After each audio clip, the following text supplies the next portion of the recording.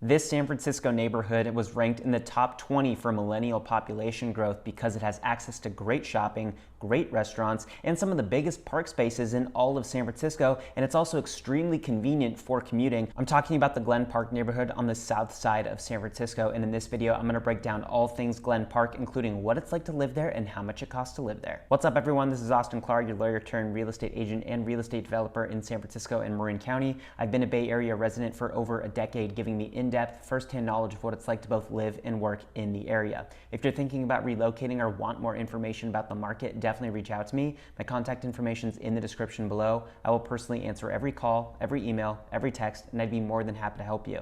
And if you like videos just like this, please subscribe to my channel, and don't forget to click the bell so you're alerted every single time I post a video. All right, so this video is all about the Glen Park neighborhood of San Francisco. The neighborhood's very much tucked away from the hustle and bustle of downtown. It's located just south of Twin Peaks, and it's right next to Glen Canyon Park and Noe Valley and Diamond Heights neighborhoods to the north, and Bernal Heights to the east, and the Mission to the south. And because of its location, temperatures are pretty moderate year-round. It's definitely warmer compared to most of the city, but not quite as warm as, say, Noe Valley might be. The community feels very much like a small residential village because of its location, set among rolling hills of San Francisco with these incredible views and the boutique shops and restaurants in the area. Because of the hills in the area, it is super popular right now for developers and homeowners looking to expand and go vertical with their homes to really take advantage of those incredible views. Especially on Laidley Street, you have a ton of very modern new construction homes being built, juxtaposed near, much older like bungalow style and some Victorian and craftsman homes as well. Unlike a lot of other communities in San Francisco, there aren't that many condos that sell in Glen Park. There are some, but they're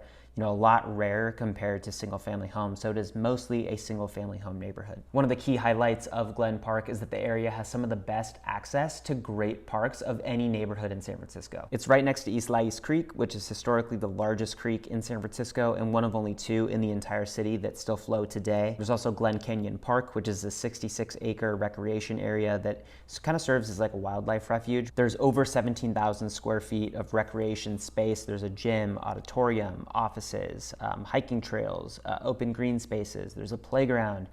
They have baseball field, soccer field, tennis courts. There's a ton of space for a lot of different types of activities for people of all ages and all desires. There's also a lot of organized sports, that hold games there, so it's really convenient to join those leagues if you live in the area. In addition to Glen Canyon Park, you're also pretty close to other great parks on that side of San Francisco, like Walter Haas Park, which sits at the top of a hill and has great views. Billy Goat Hill, which has amazing views of downtown and the city. There's also McLaren Park and Balboa Park, which are like massive parks in the area as well. So ton of outdoor green space you have immediate access to if you live in Glen Park. You're also a really short drive or commute to the Embarcadero, the new developments that are going up at Pier 70 and the Dog Patch. You're not that far from downtown, so there's really a lot you can access living in Glen Park if you want to do something that's not in and around your immediate neighborhood. The main drag in Glen Park for shopping and dining is along Chenery and Diamond Streets. There are coffee shops, bookstores, boutiques, hardware stores, salons, markets, pretty much anything you need you can find in the area. The shops and restaurants there are very much unique to that area. They're not like chain type places or big name places. It's more of a small village, small town shopping feel than, say, like a downtown San Francisco shopping scene. If you want more options, you can go over to the neighboring Noe Valley, which has a ton to do along its main drag of 24th Street. That's just a few minutes away from Glen Park. You're also really close to the Castro and the Mission areas too, if you're looking for more of like a night out or, at a bar or club, or if you want a different kind of restaurant feel. And getting to all of these places is pretty easy, even if you don't have a car, because unlike most neighborhoods in San Francisco, Glen Park actually has a BART station directly in the community, which makes it one of the easiest communities to live in if you have to commute elsewhere in the city for work. For example, if you have to go downtown, super quick to get to the Embarcadero. If you have to go south, toward Daly City, or if you have to go even to the East Bay beyond downtown San Francisco, it's really, really easy to live in Glen Park without a car because of easy access access to BART and a number of different muni lines throughout the neighborhood. Now, obviously, because of the hills, you're not necessarily going to want to walk everywhere, so it does always help to have a car, but it is certainly possible to live in Glen Park and not own a car and still be able to do most things relatively easily. Another great activity in Glen Park that gives it more sort of a small village residential community type vibe is the annual festival that occurs there. Usually takes place in the springtime. You know, it's super family friendly. They've got live music, they've got games.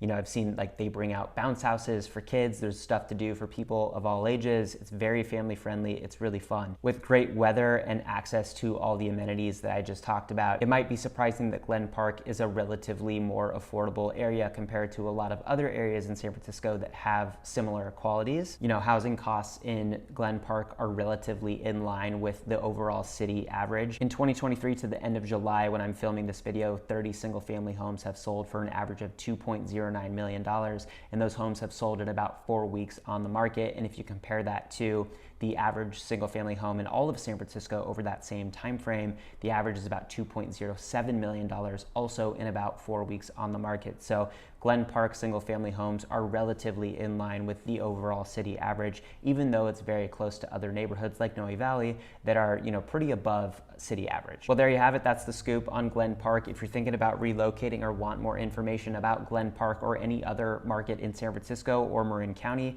definitely reach out to me. My contact information is in the description below. I will personally answer every call, every email, every text, and I'd be more than happy to help you. And if you like videos just like this, please subscribe to my channel, and don't forget to click the bell so you're alerted every single time I post a video.